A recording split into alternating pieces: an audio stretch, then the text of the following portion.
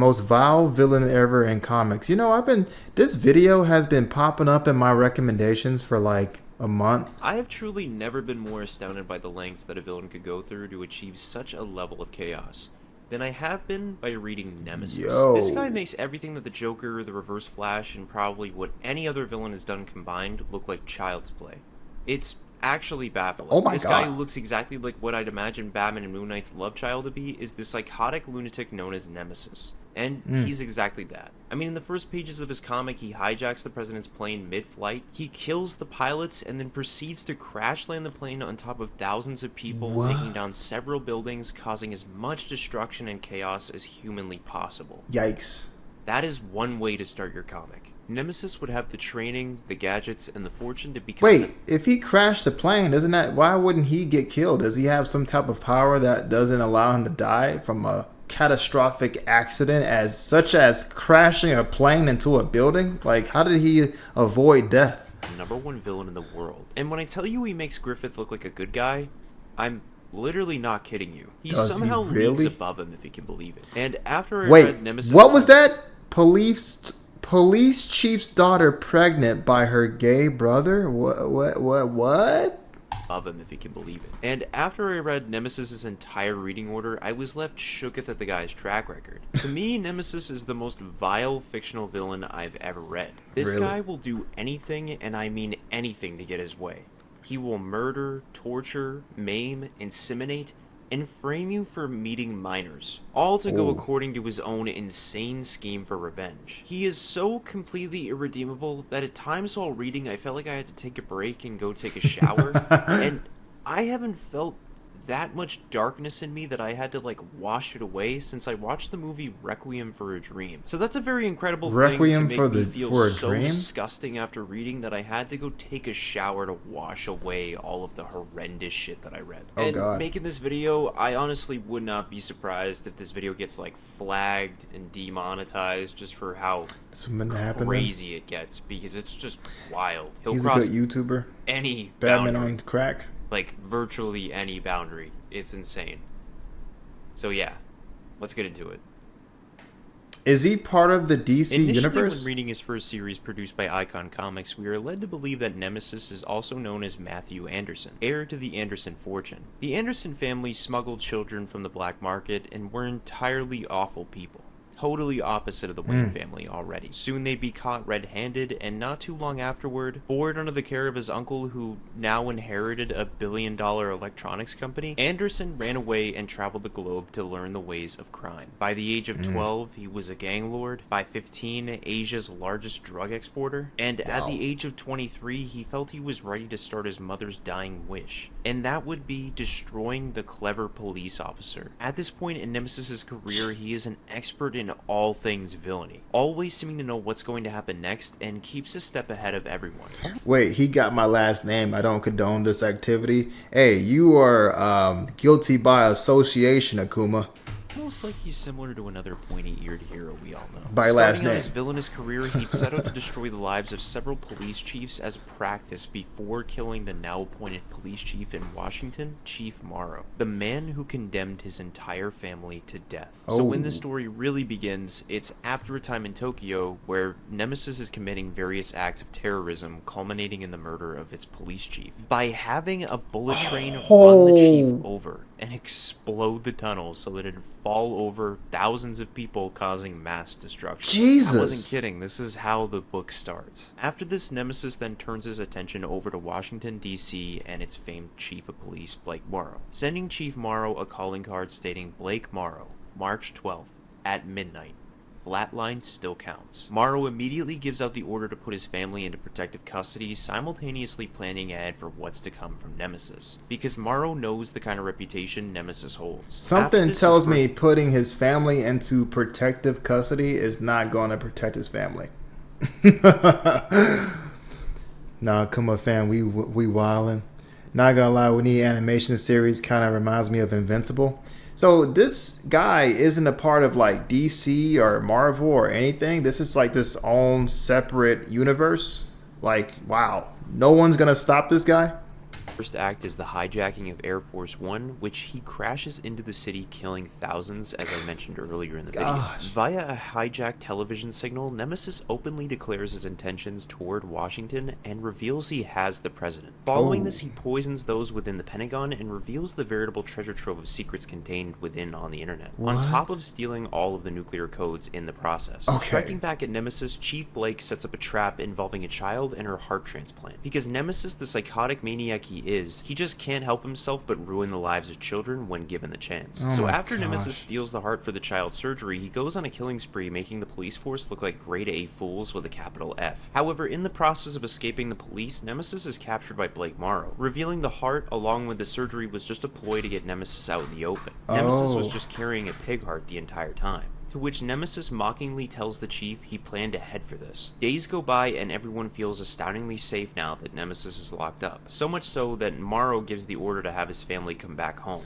But this doesn't last, because Nemesis doesn't even spend no longer than 15 minutes in prison before enacting the next step of his master plan, hiring people who work within the prison. They release Nemesis, who ends up killing 97 guards and releasing 2,000 inmates into the city. On top of this, Chief Blake discovers that his son and daughter are missing following this. Wait, how in the world did Nemesis kill so many people? Is he just that powerful? I don't understand. Why is he so, like, it just seems like this is the kind of comic book where nothing, like, everything goes in favor of this villain. Like, he can do any and everything. I almost kind of don't like villains that are written this way. Like, it's almost as if nothing can stop them. They are their own force of nature. Everything in the world bends to their, like, you know, to their will, and you can't do nothing about it, you know? Captured by, you guessed it, Nemesis. And in exchange for their lives, Nemesis demands the chief to reveal 3 secrets, to which Morrow reluctantly tells Nemesis for the preservation of his children. Firstly, his wife Peggy had an affair with his former partner. Don't do it! You can still earn income while learning how to code! I'm a janitor! There's no Secondly, his son is homosexual. Thirdly, his daughter got pregnant and had an abortion. These 3 things reveal that Blake is a driven career man and placed greater emphasis on that side of his life, neglecting his family. Satisfied, Nemesis releases Blake's children unharmed. However, Blake's daughter is now pregnant by her brother via fertilization of her eggs. And as an added torture to Morrow, Nemesis ensures that if she has an abortion, she would be unable to bear children ever again. At this very moment reading this comic book, I was so viscerally appalled at the magnitude of evil Nemesis was willing to achieve that, in truth, I wanted nothing more than to see this dude get murked. Because not only does he commit the most obscene thing imaginable to Blake's children, who are completely innocent and have absolutely nothing to do with this rivalry, but Nemesis also goes out of his way to do the most obscene thing imaginable to them just to fuck with Blake some more. This, you can imagine, creates a rift between Blake and his family, and definitely, and to add the so did Nemesis just make, like, I don't... Oh, bro, this has got to be the craziest thing I've ever seen in a comic book. Like, you're telling me this guy planted or impregnated his daughter with her brother by what is that shit called? He just said it. I don't. Why? I mean, it's like such a random thing to do. It's just really weird. And like, if she has the abortion, it could probably make her not have any more kids for the rest of her life. Damn. Cherry on top, Nemesis also released that's really petty. What happened to his kids. Now, through an undercover cop implanted in the low levels of Nemesis's organization, Blake leads a raid at the home of Matthew Anderson, who it is hinted was masquerading as his uncle the entire time. However, the mansion is rigged to explode, killing most of the SWAT team. After this, Blake is captured, and Nemesis reveals his best friend of 10 years has been working with Nemesis the entire time, while also dropping the bombshell that he is not Matthew Anderson at all. That's right.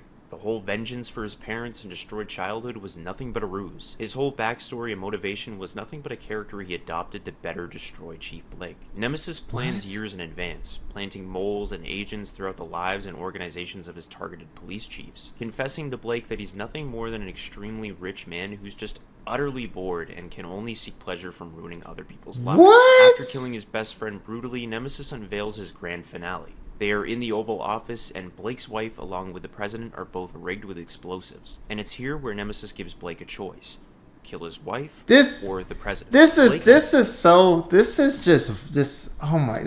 vile. What's the word for stuff like this? This is the most. So he's doing this because he's bored, bro. Like, for real, who made this? I think the correct term for this type of like comic book is very like nihilist. Is that right? Nihilistic, like as in like there's no hope at all in this universe. There's an anime, I think, that kind of has this same type of feeling of like hopelessness. I think it's called like GATS or something like that. Have you guys ever heard of that? I'm probably mispronouncing it, but it's like they are I think they are giving another chance of life, but they have to like play. It's not even a game. It's like they're all like teleported to this apartment. Yeah, GATS. Yeah, they're all like teleported to this room with this giant black ball, and I guess they have to use these futuristic weapons, and they're given these suits, so they have to go outside. They have to go in the streets of Tokyo or wherever they are and kill these aliens. And these aliens, they are the only ones. They are the only ones that they can see. So some of the aliens are fucking really strong and powerful. And if they kill all the aliens in that area, they get to be transported back to the apartment room. It's really crazy, but it's super tragic and it's sad. Is torn between the two, but the president makes the choice for him. And this part was hella funny to me because when the president starts to approach Nemesis saying that he'll kill him, Nemesis in utter confusion is like, sir, I'm not entirely sure where this is going. Are you like an expert in kung fu or something I don't know about? Standing as close as possible to Nemesis, the president tells Blake to detonate his explosive, leading Blake and Nemesis to fight on the lawn on the outside of the White House. Blake manages to dog on Nemesis during the fight, while Nemesis pretty much cries to himself, making excuses like if the president hadn't blown up in his face, he'd be winning this fight right now. To which the fight comes to a close with the two shooting each other at the exact same time, seemingly killing each other. Wow. However, the chief survives his injuries, while Nemesis, despite claiming to be too rich to fail, does not. A little detail I'd like to remind you all of too, that's a really nice touch to the story, is the calling card given to Blake in the beginning stating that he'll die on the 12th if the flatline still counts. Because that calling card ends up coming back into play when Blake flatlines on the table for a few minutes before getting brought back. And after this, Blake seemingly gets a happy ending as he devotes his time to his family. After his ordeal with Nemesis revealed to him what was really important. And in something of an epilogue, it is revealed in a card addressed to Blake that a mysterious gentleman runs a business catering to the dark fantasies of bored and wealthy people, giving these people an adventure for a short few weeks every year with artists and engineers working to create super villainous characters for them to play. Whilst presently focused primarily in the Pacific Rim, a steadily growing client list is set to expand into the West. The letter tells Blake that he is safe from next year's supervillains and commends him for defeating Nemesis, even showing admiration for his choices between family and career. Remarkably too, Blake and his wife are given a bottle of the most expensive wine in the world, which has been waiting for them for 10 years, along with the letter, leaving you to kind of question if Nemesis is really truly dead. Yeah, he's super dead. Which means this is the end of the video now. So don't forget to leave a like and subscribe. Check out my Twitter, and as always, I'll catch y'all on the flip side. Wait, there's still like this video is 26 minutes long, so what else is there to look at? Let me show you why I stopped paying for all my other sample libraries. But I'm glad that Nemesis died, because what the fuck? Has sounds, samples, instruments, that guy, effects, everything you could have. That guy seemed like there was just no, like, I don't know about you guys, Oh, he's gonna come back. Watch. He probably will.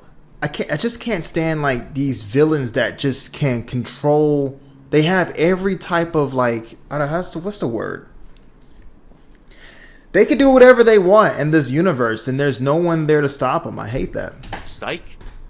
Nemesis is back, What? baby! We got Nemesis reloaded because he's reloaded and ready to refire because he's locked and loaded. He's hiding under people's beds now, my cracking God. smiles and sticking his tongue out while blowing people up. He's such a silly little goofball, getting up to tons of mischief. This Nemesis story basically takes the things that happened before and reworks those story beats to make it a much more fluid and much better story. Taking things like the Matthew Anderson backstory from the previous story and making it Nemesis's origin among other story beats, which also segues us into this new Nemesis's origin. Okay. Now, who is Nemesis and how did he come to be? Again. Well, it all started with a string of 9 murdered hitchhikers found all over Los Angeles, mutilated, headless, and bug-ridden. An officer named Joe Costello, who's going to come back later on in the story, among other officers, were hell-bent on finding this killer. And they did on Matthew's 10th birthday, when they beat the shit out of his parents and flipped his entire world upside down. After which he never saw his parents again, because not too long after being in prison, they were given the lethal injection. After this, Matthew was sent to live in a corrupt orphanage where kids were used to serve the mob, leading Matthew to run away and try to make it on his own, picking pockets and living out of trash cans. Until one day he attempted to pickpocket a young lady in a diner, which brought Matthew to an avenue in life he'd never expect to go down. The young lady, seeing his raw potential, would extend an invitation for Matthew to meet his boss to make serious cashola, but it's a one-time offer. Reluctantly, Matthew accepts and drinks coffee offered to him by the lady, where he next awake to the sounds of chanting and drums, surrounded by several cultists as the leader shouts that Matthew is now in the circle, and if he attempts to leave, they'll set the dogs on him. Throwing down a spear to Matthew, they tell him that to earn his position, he has to prove that he's worthy by killing the opponent beside him. This is wild. I mean, listen. This kid could have just gone to a different shelter. I don't understand. Just go to a shelter that isn't taking advantage of kids for the mafia. I mean, that seems like a better option, in my opinion. Matthew doesn't seek to kill the kid, but once he realizes that this kid won't hesitate to kill him, he fights back until his opponent can no longer draw breath. After winning, Matthew was sent to his next trial. The next trial was in Yosemite Falls, and the challenge was to hold on for 3 whole days without losing grip under a waterfall. Matthew's master during the trial asked what motivates him to continue to survive, to which Matthew would say back that it's for revenge. Revenge on the cops that took everything from Matthew, vowing to his master that he'll kill them all, leading his master to knock Matthew down the waterfall, shouting to prove it then, bringing us to the present day. A man named Jake hears a noise outside of his home. How did he not die? When he leaves to go check it out, he finds nothing. But upon entering his home and walking towards his wife Margot, he finds her scared to death, as she tells Jake that he's under the bed smiling from ear to ear. Later on in Los Angeles, a man named Carlos is leaving a club to be chauffeured around the city with his girlfriend. And Carlos is a pretty big player in Los Angeles, leading one of the top gangs in the city. However, that's all about to change as Nemesis glides down from the sky, bursting through the car windshield as he fights his way to Carlos, ultimately capturing him, and zipping off into the night sky. Cut to Carlos, surrounded by at least 50 others blindfolded inside of an in-ground pool. Nemesis then makes his presence known to everyone in the room and announces that he'll be hosting a Fortnite Battle Royale with all the blindfolded people being the involuntary contestants, in which he explains that the only way to get out alive is to kill everyone till there's only one left. And in case if it weren't clear enough, if they also remove the blindfold, they'll detonate a small bomb in their head and... well, I think you can imagine what would happen next. Oh, soon, gosh. everyone in the in-ground pool begin to stab one another with weapons provided by Nemesis as the crowd watches on from the sidelines, horrified. Nemesis goes on to say to the crowd while the fighting goes on behind him that he's not here to take over Los Angeles or anything, but rather only hire each member from the crowd for 7 days to settle a score. Going on to say that if they help willingly, they'll be rewarded handsomely, and when Nemesis is done, they won't have to worry about the newly elected mayor promising to clean up the city. Overly Eventually, bored. the Battle Royale comes to an end with Carlos the last one standing, celebrating his victory. But Nemesis just shoots Carlos in the head and tells his newly hired henchman. Dude, I swear to God, man. This is what I'm talking about. He makes people fight to the death, and then the one guy that wins, he shoots him in the head. it's just like it, like bro, it's just I don't even know how to like articulate this. It's the dumb. It's not. It's okay to have violence, you know, in comics, but I don't know. I just feel like there needs to be a reason. He's just doing it for just a pure boredom and just there's no reason to do that. That's just I don't get it. Let's get started. Yeah, there's no balance. For 20 Yeah. years, Nemesis has been honing his cruelty and skills, and he has planned out virtually everything for his revenge. As Nemesis, along with his henchmen, raid the Dubois Art Museum, making sure to kill absolutely everyone inside, either by slicing Oh or my dicing or gosh. dispersing toxic fumes into the air. After which Nemesis and the henchmen begin stealing everything expensive to fund the next step of his plan. This is where another part from the original Nemesis story gets reworked a bit, where He before is Nemesis psychotic. originally planned to kill Detective Blake after 10 years of planning, now it's switched to a man named Joe Costello, just elected mayor, who has put over 2,000 new police officers onto the street. He's also the guy who killed Nemesis' parents, so you can guess where this is going to Oh, go. And in the God. middle of giving his speech, when he begins to announce the newly appointed chief of police, Wendy Gomez, her body is brought down, dangling high above the stage. Oh Meanwhile, my back God. over with Nemesis after killing dozens of police officers from the museum, Nemesis somehow hacks into several broadcasting channels where he then addresses the people, as he says, "Hello, children. Don't worry. There's nothing to be afraid of. Goodness If I wanted you gracious. dead, you'd be choking on your guts right now. You don't know me, but I've got such a plan for this place, and in 7 days' time, everything will be clear." But you're telling me nobody can stop this guy? Nobody at all. You're telling me this villain is just running rampant in this universe. Nobody. There's not a Superman. There's not a hero that can stop this dude. He's just the only villain in this entire universe that just can do whatever he wants. Okay. Yeah, he doesn't even have any powers. I mean, he must have extreme... Like, he's kind of like Batman if he just went crazy and just... Oh, I'm bored. I'm rich and I'm bored. You know what? I'm going to go and torture people. All right. Only one thing stands in my way of the scheme, and it's all these extra cops on the streets. So I pulled a $100 million heist this evening, the proceeds of which I'm going to share with all the little people. Are you listening out there? Because this is quite an offer. I'm putting a bounty on the head of every police officer in the city. Oh. I'll pay you 10 grand for every dead cop. Oh my gosh. Nemesis says this as he walks into the crowd of cop cars outside, which he seems to have already blown up with various rocket launchers. As Nemesis then executes a cop on that live feed going out to everyone. This immediately causes chaos in the streets of Los Angeles as cops are targeted left and right. Oh with my even goodness. kids gunning for the heads of police officers, jumping at the chance to make 10. Bruh. As Mayor Joe Costello was thrown through a complete loop on how to even go about stopping Nemesis while the entire police force is either dropping like flies or quitting. But this brings nothing but pure joy to Nemesis as he watches the man who took everything from him begin to slowly lose it all. However, after the museum fiasco, the man Jake from earlier is just like, "Bro, why are me and my wife here?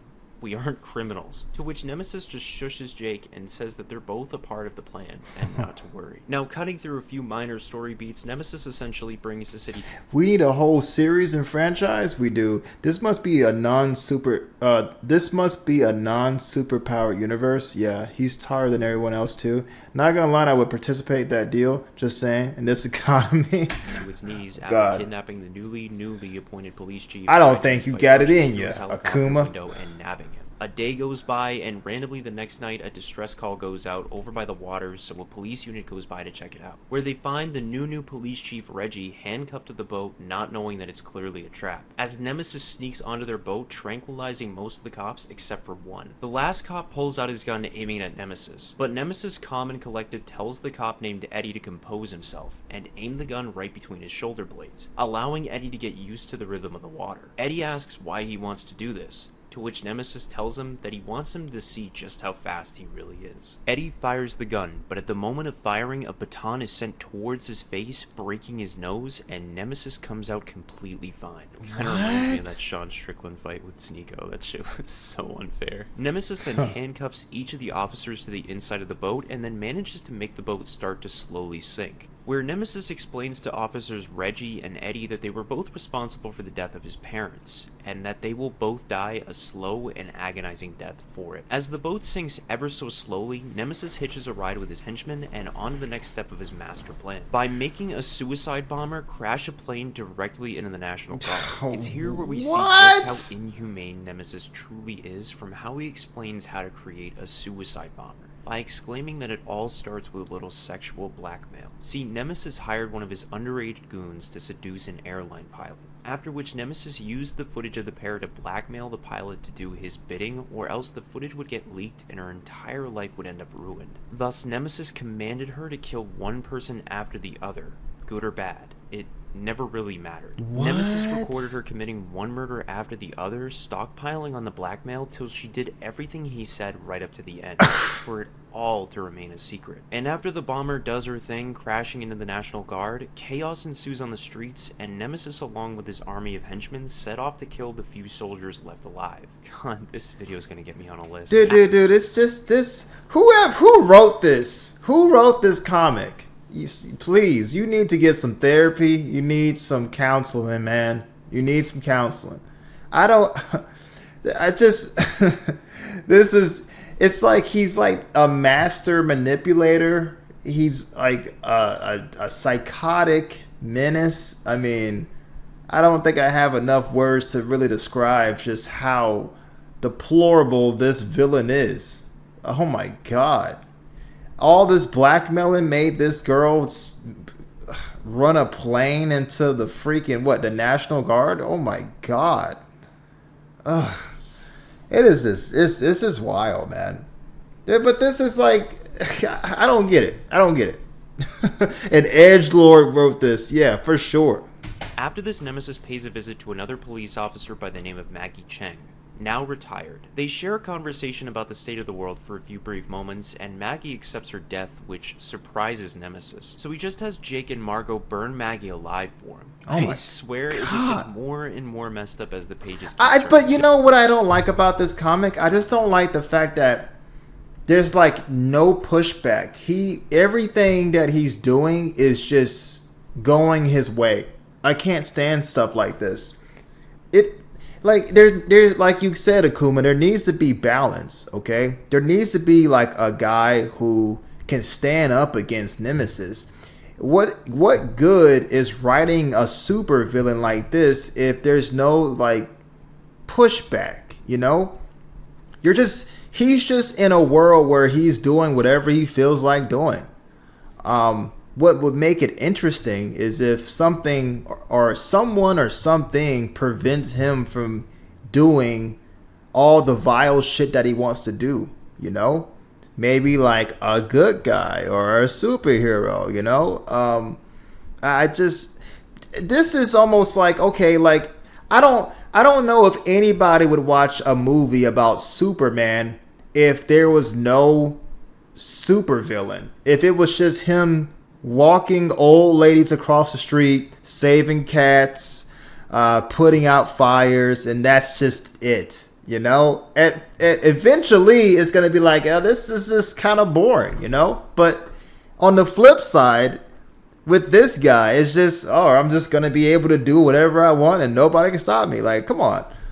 This ends up leading Joe Costello to arrive at Maggie's apartment to try and save her in time, but by the time he arrives, he bumps into Nemesis, leading him to shoot Costello in the leg, telling him that he doesn't get to die until Friday, silly. Later in the hospital, Joe recovers from his wounds, and in the midst of other officers trying to figure out Nemesis's motives for messing with Joe and his old unit, let me guess, there's a freaking mole in the cop force. Begins to broadcast a new message to the people of Los Angeles, playing on a continuous loop. Nemesis in the message says, "Good morning, Los Angeles. Welcome to more chaos and disorder. But this will seem like the good old days compared to what I've got coming next. The device behind me is an atomic bomb, and the bad news is I'm going to level this city if anyone is seen in public. I've got drones in the sky watching every single street, so it's locked down again until further notice. But this could all end tomorrow if the mayor plays ball and does precisely as I tell him. I know he's recovering in the hospital from those gunshot wounds, but he can make everything right again if he meets me on the 5 p.m. train at the Pershing Square subway. Oh, and make sure you're on your own, Joe. One wrong move, and I press this red button here. As the message ends, my Joe gosh. sits up and is prepared to meet Nemesis and follow through on his demands. The others in the room say that Nemesis will kill him for sure, and Joe understands that, but he has a feeling that if he at least gives himself up, all of this will at least stop and no one else will get hurt. So that afternoon, with the entire city staying indoors per Nemesis's orders, Joe heads off to catch that 5 p.m. train Nemesis wants him on. Joe arrives at the station and gets on the train and he heads off. Joe's whole journey here is being live streamed to the world by Nemesis. The entire city, including Joe's wife, Natalie, are all watching the stream on their TV and other devices. And as the train is on the tracks moving, it eventually approaches a tunnel. Once it hits the tunnel, the train goes dark. When the train comes out to the other side of the tunnel, Joe is no longer in it. Everyone watching from home has no idea what happened to Joe. And this all comes to a head as Nemesis has Joe tied to the nuclear bomb in his lair. Tells Joe, "Hello, Mr. Mayor. This is the bomb I was telling you about. Are you ready to answer some difficult questions? Because the entire city is depending on you right now." As Costello was rigged to the nuclear bomb and a lie detector. Nemesis tells him that the lie detector is very sophisticated. So he better not lie, because if he lies... This is just torture, man. I don't even know, I don't know if I could even watch any more of this, guys. It's weird. I don't know. This villain is like me in a GTA lobby, basically. It's almost like putting a villain in a lobby in GTA, all with all these NPCs, and you're just doing whatever you want. That's literally this comic. Bro is a host of this universe, for real. This villain has mod perms. Yeah, for real. Where Superman in this universe? There is no Superman in this universe. There is no God in this universe apparently either. It's not gonna stop. He has a nuclear bomb in his lair. Since when? How the fuck you get a nuke? I'm saying. Bomb will blow. On top of this, the whole interrogation is being broadcast to everyone in Los Angeles. So Nemesis's first question is, are you the former detective and heroic district attorney known as the Honest Joe Costello? Joe answers yes, so Nemesis asks, and are you the current mayor of Los Angeles? Joe says this dude says, what size is your penis? What size is your penis, Mr. Mayor? Yo, this guy's way out of pocket. Hey, yo, what the hell is wrong with the person who made this comic book?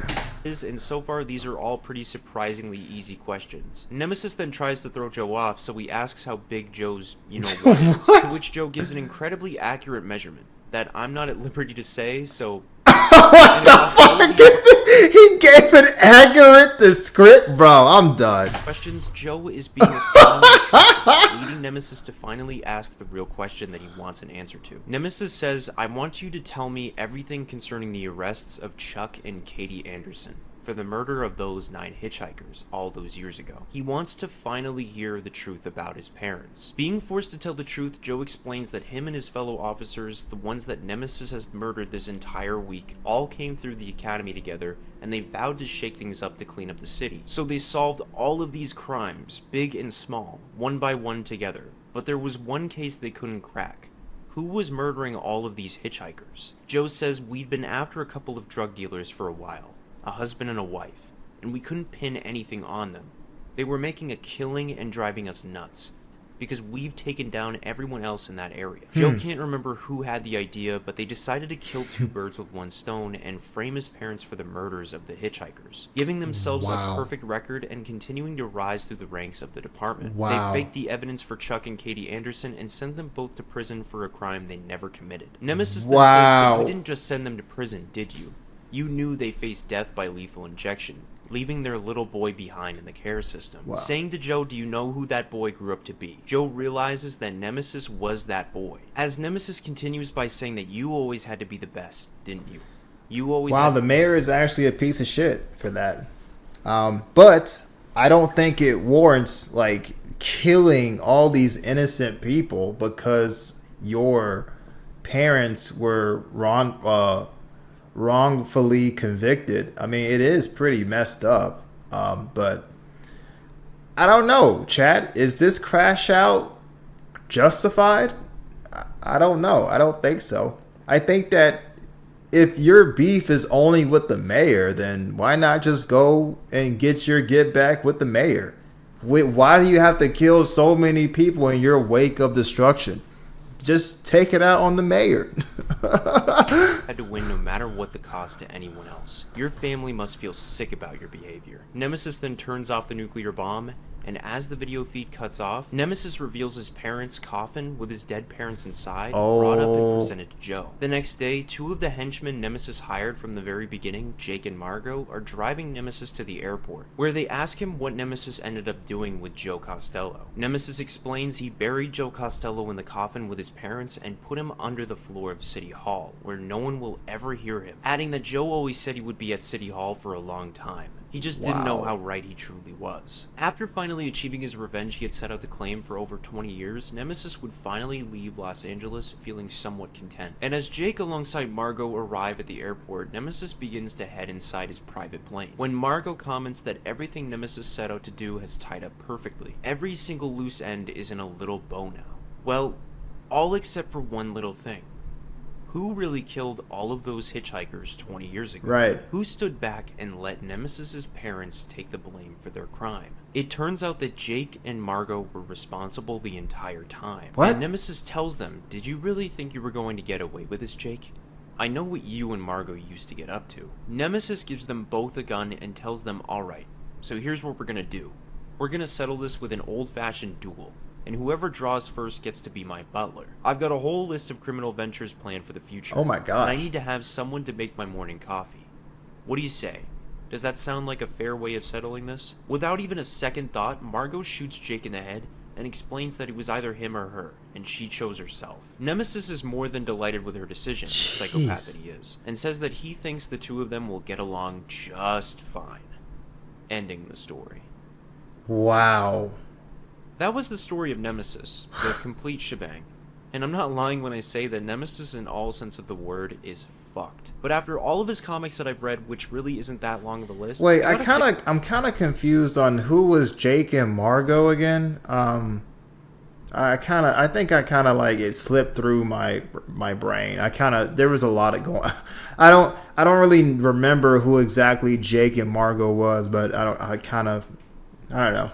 Say that I kind of actually like the character in a few ways. I like his entire aesthetic, not to mention the whole warped Batman vibe that he's got going on, and I really prefer the more tweaked out version of Nemesis compared to the original, mostly because it just does everything the original did so much better and all around just feels more flavorful. Granted, the writing can sometimes get a little cringy, but if I'm being honest, I don't really mind it at all too much, because it feels like it fits the character. And not only that, I also love characters like this guy because they're like a guilty pleasure for me to read. I don't know what it is, but it's just unhinged characters boost my serotonin levels or something. Especially when they got a sick and twisted sense of humor. That's like the cherry on top. Nah. On top of this, Mark Millar also started a series called Big Game, where he essentially takes every comic book series he's ever made and combines it into one sole universe. So now Jupiter's Legacy, Wanted, and even Kick-Ass are all in the same series. Really? It actually just ended recently. It's so cool, and you should definitely check it out. I have, and I loved it. But with that, this video is going to come to an end, so don't forget to leave a like and subscribe. Wow. Check out my Twitter,